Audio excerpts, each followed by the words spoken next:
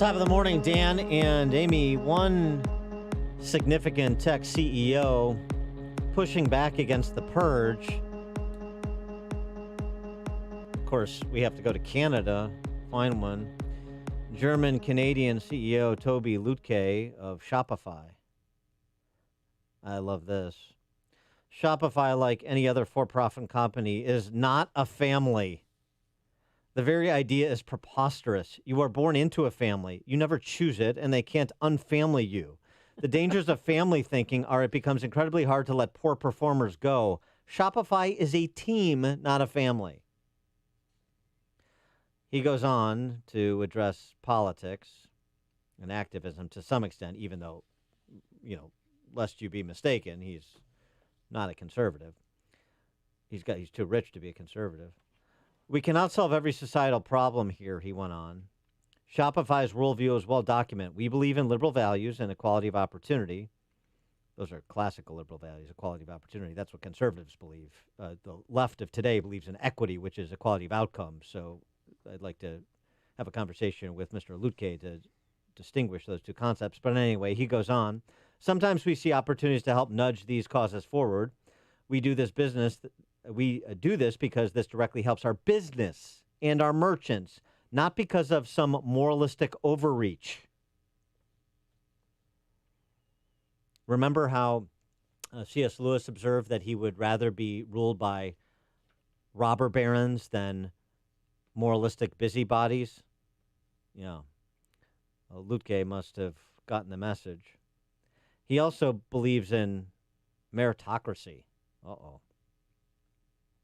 Beyond straight performance output, everyone that engages in endless slack trolling, victimhood thinking, us versus them divisiveness, and zero-sum thinking must be seen for the threat they are. They break teams. We want to build one of the best companies in the world. We want everyone to have a shot at bettering their lot through entrepreneurship. When we succeed in our mission, millions of merchants do better, millions of people find employment. We have the opportunity to make that tens and even hundreds of millions in the future. Okay, that's pretty good. Now compare that to Sundar Pichai over at Google. Fighting misinformation is at the heart of everything we do, he said recently. Yeah. The corporate political media complex. That's the subject of our next guest's new book, Breaking the News. He is Alex Marlow, Breitbart News Editor-in-Chief. Alex, thanks for joining us. Appreciate it. Thrilled to be here. So, Sundar Pichai, Google, fighting misinformation at the heart of everything Google does. Is fighting been redefined to mean promoting? Yeah, fighting now through the eyes of a Silicon Valley CEO is whatever advances the cause of the corporation, the left, or the globalists, or a combination thereof. And that's how Google has operated their business. Google really became so dominant because it was seen as just the total Wild West of information. It was the best way to access all of the countless amounts of information that's available on the web. But over time, on political stories, they've begun to censor and filter and to push their users, of which there are hundreds of millions, in political directions. For example, we looked at the data with Breitbart, and on May the 5th of last year, they cut off all Breitbart traffic from Google to Joe Biden's story, literally 100%. Unless you use the word Breitbart in the search, you will never get a Joe Biden story from Breitbart. And that's a clearly political thing. Apparently, all of Washington is powerless to investigate any of this. But their idea of truthful information is information that at this time helps Democrats. Well, how did you guys fight back, or did you just lay down and take it? Well, the way we fight back is we raise awareness about it, and we encourage people to use competitors. But there's only so much we can do. We can't control Google's algorithm. We have no ability to bust up Google, though I do believe that's necessary at this time. So we're relegated to merely blowing the whistle on it, putting out the data, and trying to pressure people to do something. But there is a very little audience for it because Google spreads around so much money, tens of millions of dollars a year throughout Washington. It's very persuasive to people. Well, right. I mean, so it's interesting. I just like the comparison of the CEO of Shopify versus Pinchai and Dorsey and really Zuckerberg too, the big tech CEOs who've made it pretty clear that their business is actually politics. They're at such a point now with the control that they have and the inertia behind the money that they generate that it's really about politics and reshaping the world in their image. Where the guy over at Shopify is just trying to start, essentially create a platform for more businesses, for more entrepreneurs, for more job opportunities for the private sector to thrive. And I just think that contrast in the tech space is interesting. Yeah, and I think it was the case of Shopify because it's an e-commerce store provider. I think that there's a fair bit of competition. And I think that means they have to make decisions that appeal to the broadest number of people possible. Google is a monopoly. They control about 90% of the world's search. So for them, they don't have to compete, really. There's no one even close to them, though there are a couple of people that are doing similar things. I mean, and we're only talking about in search. They're also incredibly dominant. They're the most dominant force of the online advertising industry as well. And they have countless other services, Gmail, et cetera, which is a dominant email service. But they're really a monopoly in at least one area, if not multiple areas, which means they can change the rules. They can craft the public in their own image. And there's not really much of a threat because people can't just pick up and take their business elsewhere. It's incredibly dangerous.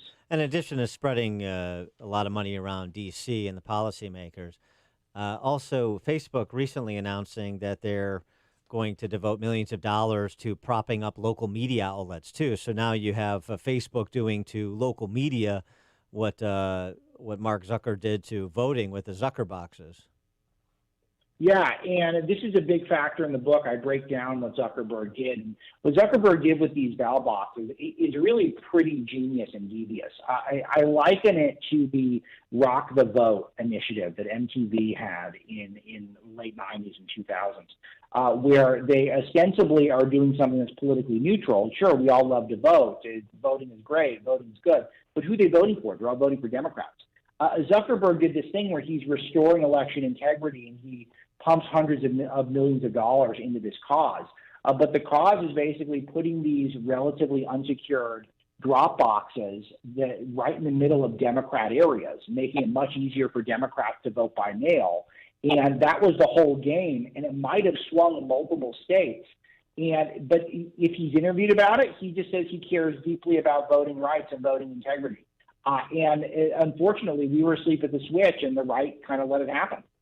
But what about the local news piece, though, too? Sort of, vertically integrating the flow of information and doing essentially white label branding for Facebook and perhaps others. Exactly. Facebook used to let people get the news that they wanted to get, and their algorithms were designed to make it so that if you wanted a certain type of content, you would get that type of content. And gradually over the last few years, we've noticed this at Breitbart, which has always been one of the biggest players on Facebook in the media business, is that they've moved their algorithm away from what the readers want to what Facebook thinks you should want. And thus, Breitbart's gone slightly down in the ratings, and places like CNN have gone up. And if Facebook is going to start paying outlets, do you think they're going to pay Breitbart? Do you think they're going to pay my competitors in conservative media?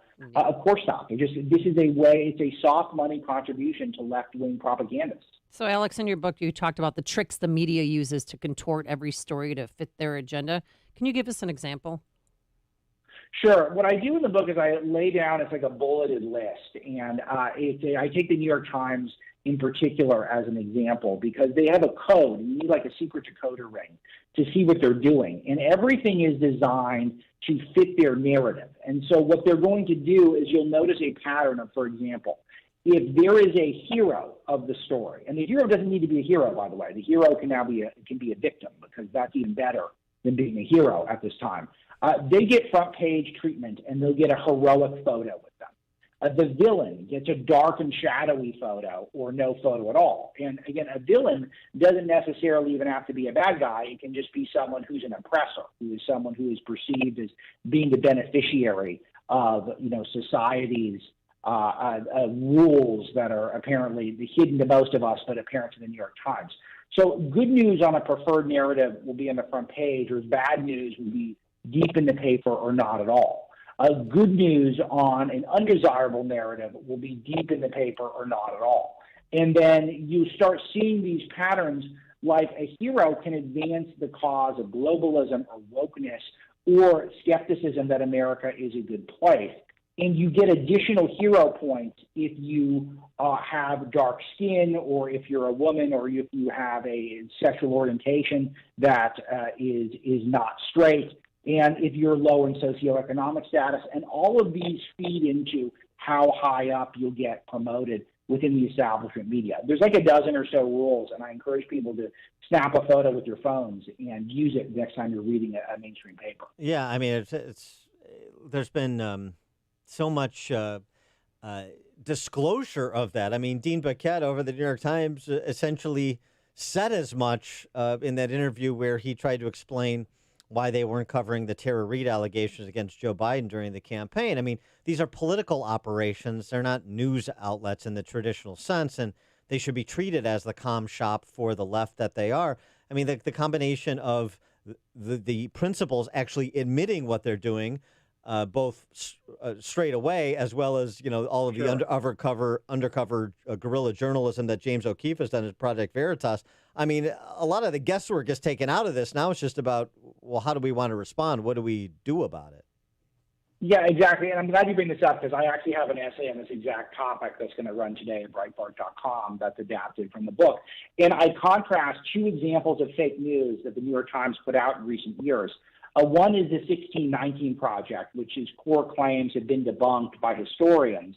And then this thing called Caliphate, which was this big podcast product that they put out that won a lot of awards, but then key claims in the Caliphate Project were questioned as well. In the case of Caliphate, because it was about ISIS and was it was on more neutral territory for them, they ended up actually running corrections and disclaimers and trying to do due diligence in retrospect when they realized they probably made these mistakes.